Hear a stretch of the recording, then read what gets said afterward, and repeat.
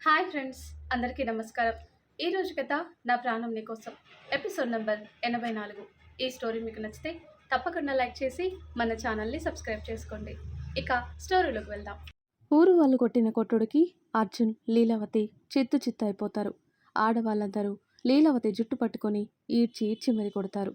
అర్జున్ గుడ్డలుడదీసి మరి కొడుతుంటే అదంతా చూసిన రుద్ర పేదాల మీద గర్వంతో కూడిన దరహాసం వచ్చి చేరుతుంది. వాళ్ళందరికీ అలుపొచ్చే వరకు కొడుతూనే ఉంటారు. వాళ్ళు కొట్టిన కొట్టుడికి చేతులు కాళ్ళు విరిగి లేవలేని పరిస్థితి అయిపోయింది. అందరూ ఇక కొట్టి కొట్టి అలసిపోయి వేగంగా ఊపిరి తీసుకుంటూ కసిగా అర్జున్, లీలావతి వైపు చూస్తూ అందరూ ఓ పక్కకు నిలబడితే రుద్ర ఒక్కో అడుగు వేస్తూ అర్జున్ దగ్గరికి వెళ్ళి, ఎలా ఉంది దెబ్బ? నా కుటుంబం మొత్తాన్ని నువ్వు వెన్నుపోటు పొడిచావు. అందుకే నేను కూడా నిన్ను గుడ్డిగా నమ్మించి నీ చేతే నువ్వు ఆశపడ్డ డబ్బు నా చేతిలో పెట్టేలా చేశాను. వెన్నుపోటు పొడిచాను. అప్పుడు నా వాళ్ళు పడ్డ బాధని నువ్వు పడాలి. ఇప్పుడు నీకు ఇంకో జలకివ్వనా? నీ కొడుకు ఇప్పుడు ఇక్కడ లేడు. ఎక్కడున్నాడో తెలుసా అని ఫోన్లో వీడియో ఆన్ చేసి అర్జున్ ముందు పెడతాడు. అందులో విక్రాంత్ ఊపిరి తీసుకోలేకపోతున్నాడు. ఊపిరి మొత్తం భారం అవుతుంది. గిలగిలా కొట్టుకుంటున్నాడు. చీకటి గదిలో, అది కూడా ఎలాంటి గాలి వెలుతురు లేని ప్లేస్లో విక్రాంత్ని కట్టేసి ఉంచుతారు. అక్కడ కొంచెం ఆక్సిజన్ కూడా అందదు. అలా ఉంది ఆ ప్లేస్. ఊపిరందక కొట్టుమిట్టాడుతున్న కొడుకుని చూసి విలువిల్లాడిపోతున్న అర్జున్, లీలావతిని చూసి, ఏంటి మీ కొడుకును అలా చూసి గుండె తరుక్కుపోతుందా? నీ కొడుకువి మాత్రమే ప్రాణాలు, మరి అవతలి వాళ్ళవి ప్రాణాలు కావా? మా అమ్మ నాన్న వాళ్ళని నా ముందు అలా ప్రాణాలు తీస్తుంటే నాకెంత బాధగా ఉండి ఉండాలి చెప్పండి. నా పసిగుండె అప్పుడు ఎంతలా ఏడ్చిందో, ఎంతలా రోధించిందో మీకు తెలుసా? ఇప్పుడు మీకు కూడా ఆ బాధని రుచి చూపిద్దామని నీ కొడుకు పడుతున్న బాధని నీకు కళ్ళకి కట్టినట్టు చూపిస్తున్నా. ఇక నువ్వు అని లీలావతి వైపు చూసి, అసలు నువ్వు ఆడదానివేనా? నువ్వు కొడుకు భర్త తప్పులు చేస్తుంటే వద్దు అని ఆపాల్సింది పోయి వాళ్ళకి ఒత్తాసు పలికావు. వాళ్ళలో చేయి వేసి నువ్వు కూడా తప్పులు చేశావు. మిమ్మల్ని చూస్తుంటేనే అసహ్యంగా ఉంది. ఛీ, ఏం బతుకు అంటుంటే, ప్లీజ్ రుద్ర, మాకు బుద్ధొచ్చింది. మేం చేసింది తప్పే కాదు అనము, కానీ పెద్ద మనసు చేసుకొని మమ్మల్ని వదిలిపెట్టు. మీకు దూరంగా ఎక్కడికైనా వెళ్ళి బ్రతుకుతాం. విక్రాంత్ని వదిలిపెట్టు అని దొంగ కన్నీళ్లు కారుస్తుంటే, నువ్వు మారవు. ఛీ, ఇప్పుడు కూడా నీ మాటలు ఒకటి చెప్తుంటే నీ కళ్ళు ఒకటి చెప్తున్నాయి. నిన్ను వదిలేస్తే నా అంత మూర్ఖుడు ఇంకొకడున్నారు. అసలు వదిలే ప్రసక్తే లేదు. నీ బుద్ధి నాకు తెలీదా? నీది కుక్క బుద్ధి. ఎప్పుడు మారాలి? ఇంత జరిగినా కూడా నీ కళ్ళల్లో కొంచెం కూడా తప్పు చేశాను అన్న పశ్చాత్తాపం లేదు చూడు. అసలు ఎందుకు ఇదంతా? దేనికోసం? నువ్వు పోయేటప్పుడు ఇవన్నీ తీసుకొని వెళ్తావా? నీతో ఏదీ రాదు. మంచి చెడు మాత్రమే నీ వెంట వస్తాయి. అసలు లెక్కకు చూస్తే నీకు చిల్లి గవ్వ కూడా రాకూడదు. నువ్వు మా వంశం కాదు. మా తాత దయ తలిచి ఇచ్చాడు. మా తాత వేసిన భిక్ష. అసలు ఇవ్వాలని రూల్ కూడా లేదు. అయినా కూడా విశ్వాసం లేకుండా తిన్నింటి వాసాలు లెక్క పెట్టావు. నేను పడిన బాధకి నిన్ను వదలటం అనేది అసాధ్యం. ఇప్పుడు నువ్వు ఆశపడ్డ పదవి లేదు, డబ్బు లేదు. అలాగే ఈ ఊర్లో చెలామణి చేయాలి అన్న కలలు కన్నావు. ఇప్పుడు అది కూడా లేదు. వీళ్ళు కనుక ఇంకో రౌండ్ వేశారంటే నీ ఊపిరి ఆగడం పక్కా. అయినా మీరొక్కసారి చావటం నాకు ఇష్టం లేదు. ఇలా అయితే నేనే మీ ప్రాణాన్ని ఎప్పుడూ తీసేవాణ్ణి. ఇప్పుడు చూడు, అవమానంతో సగం చచ్చావు. కాళ్ళు చేతులు ఇక పని చేయవు. ఓ మూలన పడుండాలి. అది కూడా ఇంట్లోనే. లేకపోతే మన జైల్లోనో కాదు. అక్కడ నీకోసం లండన్ బాబులు వెయిట్ చేస్తున్నారు. అక్కడ రూల్స్ చాలా స్ట్రిక్ట్. ఇక్కడ్లాగా కాదు. వాళ్ళు నీకోసం వెయిట్ చేస్తున్నారు. అక్కడ నీకు బాగా మర్యాదలు చేస్తారు. నువ్వు వెళ్ళి లండన్లో మర్యాదలు స్వీకరించు. నీ పెళ్ళాం ఇక్కడ జైల్లో మర్యాదలు అనుభవిస్తుంది అని ఒక విజిల్ వేయగానే లండన్ బాబులు వస్తారు అర్జున్ని తీసుకొని వెళ్ళటానికి. వీడు అస్సలు బయటికి రాకూడదు. ఎన్ని కేసులుంటే అన్ని కేసులు వీడి మీదకి నెట్టేయండి. వీడికి రోజుకు ఒక్కో రకంగా ట్రీట్మెంట్ ఇవ్వండి. అసలు ఎందుకు బ్రతుకున్నానా అని క్షణం క్షణం కుళ్ళి చావాలి అని వాళ్ళకి చెప్పగానే, మేం చూసుకుంటాం. వీడి వల్ల మేము ఇన్నాళ్ళు పడిన కష్టం మొత్తం వృధా అయింది. డబ్బులు మాత్రమే కాదు, మేం పడ్డ కష్టం కూడా లేకుండా చేశాడు అని కోపంగా అర్జున్ని ఒక తోపు తోసి కాలొకరు చెయ్యి ఒకరు పట్టుకొని లాక్కొని వెళ్తారు. మీ మొగుడు లండన్ పార్సల్ అయ్యాడు. నీ కొడుకు ఊపిరి ఆగింది అక్కడ. ఇక నువ్వు ఒక్కదానివే ఏం చేస్తావు? వెళ్ళి జైల్లో ఓ మూలన పడి ఎప్పుడు చావొస్తుందా అని ఎదురు చూస్తూ ఉండు అని రామయ్య తాత కొడుకు పోలీస్ చాలా నిజాయితీగా డ్యూటీ చేస్తాడు. వాళ్ళకి సాక్ష్యాలన్నీ అప్పచెప్పి తనని తీసుకుని వెళ్ళమని చెప్తాడు. Okay sir, don't worry. ఈవిడ చేసిన పనులకి బయటికి రావటానికి ఛాన్స్ లేదు. నేను చూసుకుంటాను అని లీలావతిని జీప్లో పడేసి తీసుకొని వెళ్తుంటే రుద్రాని కోపంగా చూస్తుంది. చూడటానికి తప్ప ఇంక నువ్వేం చేయలేవన్నట్టు ఒక లుక్ ఇస్తాడు రుద్ర.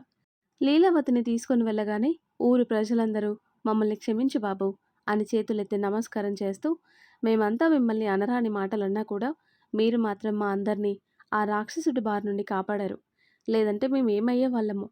మీరు చల్లగా ఉండాలి బాబు అంటారు. ఎప్పుడు కూడా నిజం తెలియకుండా ఎదుటి వాళ్ళ మీద నిందలు వేయకండి. ఇంకెప్పుడు ఇలా జరగకుండా చూసుకోండి. అలాగే మీకు రావాల్సిన భూములన్నీ భద్రంగా ఉన్నాయి. రేపు గుళ్ళో పూజ చేయిస్తున్నాను. అన్నదానం కూడా ఉంది. కడుపు నిండా తిని మీకు రావాల్సినవి తీసుకొని మమ్మల్ని ఆశీర్వదించండి అని చెప్తే, అలాగే బాబు, సంతోషం. రేపు ఈ ఊరందరికీ పండగ బాబు అని అందరూ సంతోషంగా ఇంటికి వెళ్తారు. ఆదిత్య, రుద్ర వాళ్ళు కూడా రిలాక్స్ అవుతారు. హమ్మయ్య, అన్ని ప్రాబ్లమ్స్ సాల్వ్ అయ్యాయి. ఇక ఏ బాధ రాదు. ఇక హ్యాపీగా ఉండొచ్చు పదండి. అక్కడ మన కోసం అందరూ వెయిట్ చేస్తూ ఉంటారు అని ఇంటికి బయలుదేరుతారు. వీళ్ళు వెళ్ళేసరికి వనజ దియాకి గోరుముద్దలు పెడుతూ ఉంటుంది. అమ్మమ్మ చేతో తింటున్నావా బంగారం అంటుంటే, హా, దర్శిని వాళ్ళు ఫ్రెష్ అవుతున్నారు. అందుకే దియాని ఫ్రెష్ చేయించి తినిపిస్తున్నా. పాపం, ఆకలికి ఎలా ఓర్చుకుందో ఈ పసిది. వాళ్ళు మనుషులు కాదు. అసలు చిన్న పిల్లకి ఇంత ఫుడ్ పెట్టాలన్న సోయి కూడా లేకుండా కట్టిపడేశారు అని తిడుతుంటే, వదిలేయండి అత్తా, వాళ్ళిక మన కంటికి కనిపించరు. మేం కూడా ఫ్రెష్ అయ్యి వస్తాం అని వెళ్తుంటే, అలాగే ఆ రాక్షసిని కూడా తీసుకొని రా రుద్ర. నువ్వు ఇవన్నీ తనకి చెప్పకుండా చేశావు. ఒక్క మాట కూడా చెప్పలేదని అక్కడ మేడం గారు అలకపాన్ పెక్కి కూర్చుంది అని వేద గురించి చెప్తుంటే చిన్నగా నవ్వుకొని, నేను తీసుకొని వస్తానత్తా అని రూమ్కి వెళ్తాడు. ఆదిత్య కూడా ఫ్రెష్ అవ్వటానికి రూమ్లోకి వెళ్ళేసరికి దర్శిని డ్రెస్ అయ్యి తల తుడుచుకుంటూ కనిపిస్తుంది. ఆదిత్యాన్ని చూసి, వచ్చారా? అమ్మయ్య, మీకోసమే చూస్తున్నా. వాళ్ళనేం చేశారు అని అడుగుతుంటే దర్శిని మాటలు వినిపించుకోకుండా టవల్ తీసుకుని బాత్రూంలోకి వెళ్తాడు ఆదిత్య. "హ్మ్, ఈయనకేమైంది? ఓవైపు నేను అడుగుతుంటే వినిపించినట్టు వెళ్తారంటి? పోనీలే, అలసిపోయి చిరాగ్గా ఉండుంటారు. నిన్నటి నుండి ఆదిత్య గారు కూడా ఏం తినలేదు. అందరం కలిసి ప్రశాంతంగా తినాలి ఈరోజు" అనుకొని ఆదిత్యకి డ్రెస్ తీసి పెడుతుంది. రుద్ర రూమ్ వెళ్ళేసరికి బెడ్ మీద కూర్చొని టెడ్డీ బేర్ని చేతిలో పెట్టుకొని మూతి ముడుచుకొని కూర్చుని కనిపిస్తుంది వేద. రుద్రాని చూసి మొహం తిప్పేస్తుంది. అబ్బో, నా మరదలి పిల్ల మంచి కాక మీదుందే అని నవ్వుకొని ఫ్రెష్ అయ్యి వచ్చి వేద పక్కన కూర్చొని, శ్రీ, మాట్లాడవా నాతో అంటూ వేదాని తన ఒళ్ళోకి తెచ్చుకుంటాడు. జరుగు, నాతో నువ్వు అస్సలు మాట్లాడకు అని రుద్ర చేతి నుండి విడిపించుకోవాలని చూస్తుంది. కానీ మన రుద్ర బలం ముందు పాప బలం ఏం సరిపోతుంది? శ్రీ బంగారం, నా మాట వినమ్మా అని రుద్ర అంటుంటే, నేను వినను, అస్సలు వినను. నాకు ఒక్క మాట అయితే చెప్పారా? ఇక్కడికి వచ్చిన నుండి ఇంత చేసి కనీసం నాకు ఒక్కటి కూడా తెలియకుండా చేశారు. వాళ్ళ జోలికి వెళ్ళొద్దు అని చెప్తే మీరేం చెప్పారు? మీరు డైరెక్ట్గా ఏం చేయను, వాళ్ళని టచ్ కూడా చేయను, పోలీస్ వాళ్ళకి అప్పగిస్తాను అని చెప్పారు. కానీ మీరు ఇక్కడికి వచ్చి చేసిందేంటి? నాకు మమ్మీ వాళ్ళు చెప్పగానే ఎంత భయం వేసిందో తెలుసా? నిన్నటి నుండి దియా, దర్శిని వాళ్ళని కిడ్నాప్ చేస్తారని తెలిసి నా గుండాగినంత పనైంది తెలుసా? ఆ విషయం కూడా చెప్పలేదు. నిన్నటి నుండి మీరు ఇంటికి రాకపోతే నాకెంత భయంగా ఉంటుంది అని వాగుతూనే ఉంటుంది. రుద్రాని కనీసం చెప్పనివ్వకుండా అరుస్తూ ఏడుస్తూ ఉంటే వేదాన్ని ఎలా ఆపాలో తెలియక వెంటనే వేద పేదాలందుకొని వేద నోటికి తాళం వేస్తాడు. రుద్ర అలా చేయగానే గింజుకుంటూ చేత్తో రుద్ర వీపు మీద బాదుతుంది. అయినా కూడా వేదని వదలకుండా స్మూత్గా కిస్ చేస్తూ వేదాన్ని కూల్ చేస్తాడు. రుద్ర స్పర్శకి వేద వెన్నపూసలా కరిగిపోతుంది. ఇందాకటి వరకు ఉన్న కోపం ఎటుపోయిందో కూడా తెలీదు. వేద ప్రెగ్నెంట్ అని వేదకి ఊపిరి భారం అవ్వకముందే దూరం జరిగి వేదాన్ని హత్తుకొని, కూల్ శ్రీ, నీకు చెప్పొద్దని కాదు బంగారం. నీ దగ్గర ఏ విషయం దాచడం నాకు ఇష్టం ఉండదు. అలాంటిది ఇప్పుడెందుకు దాస్తాను చెప్పు? నీకు ఇవన్నీ తెలిస్తే ఇక్కడికొచ్చిన సంతోషం కూడా నీకుండదు. ప్రతి క్షణం భయపడుతూ ఉండేదానివి. అందుకే చెప్పలేదు. లేదంటే నీ దగ్గర ఎందుకు దాస్తాను చెప్పు? ఇప్పుడు తెలిసిన తర్వాత ఈ కొద్దిసేపే ఎంత టెన్షన్ పడ్డావు. అలాంటిది నేను ముందే ఇవన్నీ చెప్పుంటే ఈ వీక్ మొత్తం అంతే టెన్షన్ పడుతూ ఉండేదానివి. అందుకే చెప్పలేదు. ఇక ఏ ప్రాబ్లం లేదు. వాళ్ళు అవుట్. ఇక మనకు ఏ చింత లేదు. హ్యాపీగా ఉండొచ్చు అని వాళ్ళ గురించి చెప్పగానే, నిజమా? చాలా హ్యాపీగా ఉంది బావా. ఇక అంతా హ్యాపీనెస్ అంటూ రుద్రాని హగ్ చేసుకుంటుంటే, ఇలా హగ్గులతో కడుపు నింపేసుకుందామా అని రుద్ర అంటుంటే, సారీ సారీ, పద బావా, నిన్నటి నుండి మీరేం తినలేదు అని బెడ్ దిగగానే వేదాన్ని ఎత్తుకొని పద అంటూ కిందకి తీసుకొని వెళ్తుంటే, బావా, కింద అందరూ ఉన్నారు, ఇప్పుడు అవసరమా చెప్పు, నేను నడుస్తాను కదా, వాళ్ళ ముందు నాకు సిగ్గుగా ఉంటుంది అని వేద అంటుంటే, ఏం పర్లేదు, ఇక్కడ అంత సిగ్గుపడాల్సినంత ఏం లేదు, వాళ్ళెవరూ ఏమనుకోరు అంటూ స్టెప్స్ దిగుతుంటే, మొండి బావ అంటూ రుద్ర మెడ చుట్టూ చేతులు వేసి రుద్ర బుగ్గన ముద్దు పెడుతుంటే, నువ్వు ఇలాంటి పనులు తిన్న తర్వాత చేయి బంగారం, అప్పుడు తీరిగ్గా ముద్దులేం కర్మ, ఫుల్ మిల్స్ తీసుకుంటా అని రుద్ర కన్ను కొడుతుంటే, సిగ్గులేదు బావా, ఆయన లోపల మీ బుజ్జి లిటిల్ ప్రిన్సెస్ ఉంది, ఇప్పుడు మీ పప్పులేం ఉడకవు అంటూ వెక్కిరిస్తుంది. అంత లేదు, నేను ఎంతవరకు చేయాలో నాకు తెలుసు, శ్రీ బంగారం, నైట్ క్లియర్గా ప్రాక్టికల్గా చేసి చూపిస్తా అని అల్లరిగా నవ్వుతూ వేదాన్ని డైనింగ్ దగ్గర కూర్చోబెట్టి అందరినీ తినటానికి పిలుస్తుంటే, వస్తున్నాం వస్తున్నాం అంటూ అందరూ వస్తారు. ఆదిత్య కూడా ఫ్రెష్ అయ్యి దర్శినితో ఒక్క మాట కూడా మాట్లాడకుండా ఫోన్ తీసుకొని డైనింగ్ దగ్గరికి వస్తాడు. ఏమైంది, ఆదిత్య గారు నాతో ఎందుకు మాట్లాడటం లేదు, నేనేం చేశాను అనుకుంటూ ఆదిత్య పక్కన వెళ్ళి కూర్చుంటుంది. స్వీటీ, అభి, రుద్ర, వేద, ఆదిత్య, దర్శిని, వైదిక్, రోజీ, విక్కీ, నయని, వినోద్, వనజ, ఆనంద్, ఇందు అందరూ జంటలుగా కూర్చొని ప్రశాంతంగా మాట్లాడుకుంటూ హాయిగా భోజనాలు చేస్తుంటే ఇల్లు మొత్తం కలకల్లాడిపోతుంది.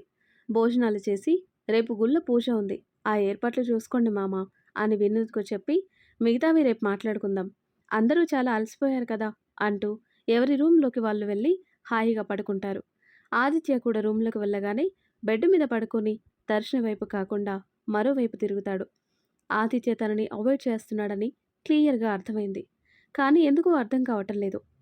మీకు నా ప్రేమ గురించి చెప్పినప్పుడు కూడా ఇంతలా అవాయిడ్ చేయలేదు, అలాంటిది ఇప్పుడు కొండంత ప్రేమని పంచే ఆదిత్య అలా అవాయిడ్ చేసేసరికి కళ్ళ వెంబడి నీళ్లు కారిపోతూ ఉంటాయి దర్శనికి. చిన్నగా వెక్కిళ్ళు పెడుతూ ఆదిత్యని వెనక నుండి హక్ చేసుకుని, ఎందుకు ఇలా అవాయిడ్ చేస్తున్నారు ఆదిత్య గారు, నేనేం తప్పు చేశాను, ఒకవేళ తప్పు చేస్తే తిట్టండి కొట్టండి, అంతేకాని నన్ను దూరం పెట్టి పరాయి దానిలా చూస్తుంటే నేను తట్టుకోలేను, నాకు ఏడుపు వస్తుంది, ప్లీజ్ ఆదిత్య గారు మాట్లాడండి, మిమ్మల్ని ఏ విషయంలో అయినా హర్ట్ చేసి ఉంటే సారీ అంటుంది. అప్పటికే చిన్నగా మొదలైన వెక్కిళ్ళు పెద్దగా అయ్యాయి. దర్శిని అలా ఏడుస్తుంటే చూడలేక లేచి దర్శినికి వాటర్ తాగించి కళ్ళు తుడుస్తూ ఉంటాడు. చిన్న పిల్లలాగా పెదవి విరిచి, ఎందుకు మాట్లాడటం లేదు అంటుంది. అప్పుడు దర్శిని చాలా క్యూట్గా కనిపిస్తుంది. ఏడవటం వల్ల కళ్ళు ముక్కు రెడ్గా చిలక ముక్కులాగా అవుతుంది. నువ్వు చేసిన పని వల్ల నాకు కోపం వచ్చింది, అందుకే మాట్లాడద్దు అనుకున్నా అంటాడు దర్శిని హెయిర్ సెట్ చేస్తూ.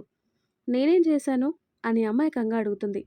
ఏం చేశావా, ఇందాక అర్జున్ గాడి దగ్గర ఏం వాగావు, పోతే పోయింది నా ఒక్కదాని ప్రాణం కోసం ఊరు వాళ్ళకి దక్కాల్సినవి అని అర్జున్ గాడి చేతిలో పెట్టద్దు అని రుద్రకి చెప్తున్నావు. నీకు అంటే నీ ప్రాణం మీద ఆశ లేదు, కానీ నాకుంది, నువ్వు లేకపోతే నేనేం చేయాలి ఇక్కడ, ఎవరి పర్మిషన్ తీసుకొని ప్రాణం ఇచ్చేయటానికి రెడీ అయిపోయావు, హా చెప్పు, ప్రతి ఒక్కరూ త్యాగాలు చేసేవాళ్ళే, నా గురించి ఎవరు ఆలోచించరు, ఎవరికీ అక్కర్లేదు, ప్రాణం ఇచ్చేయటానికి రెడీగా ఉన్నప్పుడు నా లైఫ్లోకి ఎందుకు వచ్చి కూర్చున్నావు, నా ప్రాణం అయిపోయేలా చేసి ఇప్పుడు త్యాగాలు చేస్తుంది, దిగొచ్చిందమ్మా పెద్ద త్యాగమూర్తి అంటూ కొర చూస్తుంటే ఆదిత్య బాధ అప్పుడు అర్థమవుతుంది. వెంటనే ఆదిత్యాన్ని గట్టిగా హక్ చేసుకొని, నా ఉద్దేశం అది కాదు ఆదిత్య గారు, నాకు కూడా నా ప్రాణం మీద చాలా ఆశ ఉంది, మీతో లైఫ్ లాంగ్ ఉండాలి, మన పిల్లలు వాళ్ళ పిల్లల్ని కూడా చూడాలి, అప్పుడు ఆ టైంలో ఏదో అలా వాగానంతే, ఇంకెప్పుడు అలా అన్ను, ప్లీజ్ సారీ, ఈ ఒక్కసారి క్షమించండి అంటూ ఆదిత్యని బ్రతిమాలతో బుజ్జగిస్తుంది. దర్శిని ఎప్పుడైతే తన కోసం ఎప్పుడు ఏడ్చిందో అప్పుడే కోపం పోయింది. కానీ కావాలని సీరియస్నెస్ నటిస్తాడు. దర్శిని అలా తనని ముద్దుగా బ్రతిమాలుతుంటే పిచ్చి హ్యాపీగా ఉంటుంది ఆదిత్యకి లోపల. ఇంకా ఇబ్బంది పెట్టలేక దర్శిని నుదుటన ముద్దు పెట్టుకుని, ఇంకెప్పుడు అలా అనొద్దు బంగారం, నువ్వు నాకు దొరికిన అరుదైన విలువైన ప్రాణానివి, నీకేమన్నా అయితే అస్సలు ఈసారి నేను తట్టుకోలేను, నాకు నువ్వు లైఫ్ లాంగ్ కావాలి అంటుంటే, నేను లైఫ్ లాంగ్ మీతోనే ఉంటాను, బంకలా అతుక్కొని ఉంటాను అని ఆదిత్య ముగ్గ మీద ముద్దు పెట్టి, ఆదిత్య గారు అని గారంగా పిలుస్తుంది. ఏంటి వాయిస్లో చేంజ్ వచ్చింది అమ్మాయి గారిలో అంటాడు ఊరగా దర్శినిని చూస్తూ. అది మరేమో వేద అక్కని స్వీటీని చూసినప్పటి నుండి నాకు కూడా మమ్మీ నవ్వాలని అని సిగ్గుపడుతూ చెప్తుంది. ఆదిత్యకి నవ్వొస్తుంది దర్శిని చెప్పిన తీరుకి. అయితే లైట్ ఆఫ్ చేయనా అని మెడవంపుల్లో ముద్దు పెడుతూ అడుగుతుంటే "హ్మ్" అంటుంది ఆదిత్య చుట్టూ చేతులు వేసి. ఇద్దరు కలిసి మరో అందమైన రాత్రిని వారి లైఫ్లో పోగు చేసుకుంటారు. ఆ నెక్స్ట్ డే అందరూ పూజ ఉండటంతో కొంచెం తొందరగా లేచి ఫ్రెష్ అయ్యి రెడీ అయ్యి హాల్లోకి చేరిపోతారు. అమ్మాయిలందరూ పట్టు చీరలు కట్టుకుంటే మగవాళ్ళందరూ పంచలు షర్ట్స్ వేసుకుని ఉంటారు. ట్రెడిషనల్ వేర్లో అందరూ ఒకరికి మించి ఒకరు అందంగా ఉంటారు. దియా కూడా పట్టు లంగాలో అందరి మధ్యలో సందడిగా తిరుగుతూ ఉంటుంది. అందరూ గుడికి చేరుకుంటారు. ఊరు వాళ్ళందరూ ఆ రోజు పండగలా చేస్తారు. ఊరు మొత్తం అందంగా అలంకరిస్తారు. వీళ్ళందరూ గుడికి వెళ్తారు. అక్కడ చూడగానే పాత విషయాలు ఎంత గుర్తు చేసుకోకూడదు అనుకున్నా గుర్తొచ్చి బాధగా ఫీల్ అవుతూ ఉంటారు. ముందు హోమం చేయిస్తారు. స్వామీజీ వచ్చి ఆశీర్వదిస్తాడు. ఇక ఏ గండాలు లేవు. పిల్ల పాపలతో సంతోషంగా ఉంటారు. మళ్ళీ మీకు పుట్టే పిల్లల్ని తీసుకొనొచ్చి ఇక్కడ జరిపించాల్సిన కార్యక్రమం చేసి వెళ్ళండి అని దీవిస్తాడు స్వామి. తర్వాత ఊరు మొత్తం అందరికీ అన్నదానం చేసిన తర్వాత అందరికీ వాళ్ళకి రావాల్సిన దాంతో పాటు వాళ్ళకి ఆ ఊర్లో ఉన్న పొలాలు కూడా ఏం లేని వాళ్ళకి పంచేస్తాడు. మీరు చల్లగా ఉండండి బాబు. మిమ్మల్ని వేద అమ్మని చూస్తే అచ్చం మీ అమ్మా నాన్నని చూస్తున్నట్టే ఉంది అని చెప్తే చిన్న స్మైల్ ఇచ్చి ఇంటికి వెళ్తారు. తర్వాత ఓ 4 రోజులు అక్కడుండి అందరూ బెంగుళూరు స్టార్ట్ అవుతారు. వైదిక్, రోసి, ఆదిత్య, దర్శిని వీళ్ళు తప్ప వాళ్ళకి ఇండియా చూపించడానికి రెడీ అయ్యారు. ఢిల్లీలో ఏం స్పెషల్స్ ఉన్నాయో అన్నీ తిప్పి చూపిస్తారు. తర్వాత నెల మొత్తం ఉండి ఇండియా మొత్తం తిప్పి చూపిస్తారు. దర్శిని రోజు అయితే ఫుల్ ఎక్సైట్ అయిపోతూ ఉంటారు. ఎప్పుడూ ఇలా చూస్తాననుకోలేదు. చాలా హ్యాపీగా ఉంది. ఇండియా నాకు బాగా నచ్చింది అంటూ హగ్ చేసుకొని చెప్తుంది దర్శిని. అప్పుడే అమ్మ దర్శిని అన్న పిలుపు విని ఆదిత్యకి కొంచెం దూరం జరుగుతుంది దర్శిని. మన తర్వాత ఏం జరుగుతుందో నెక్స్ట్ వీడియోలో తెలుసుకుందాం. ఎంతో ఇంట్రెస్టింగ్గా ఉండే ఈ స్టోరీ నెక్స్ట్ పార్ట్స్ కోసం ఈ వీడియో లైక్ చేసి మన ఛానల్ని తప్పకుండా సబ్స్క్రైబ్ చేయండి. Thanks for watching.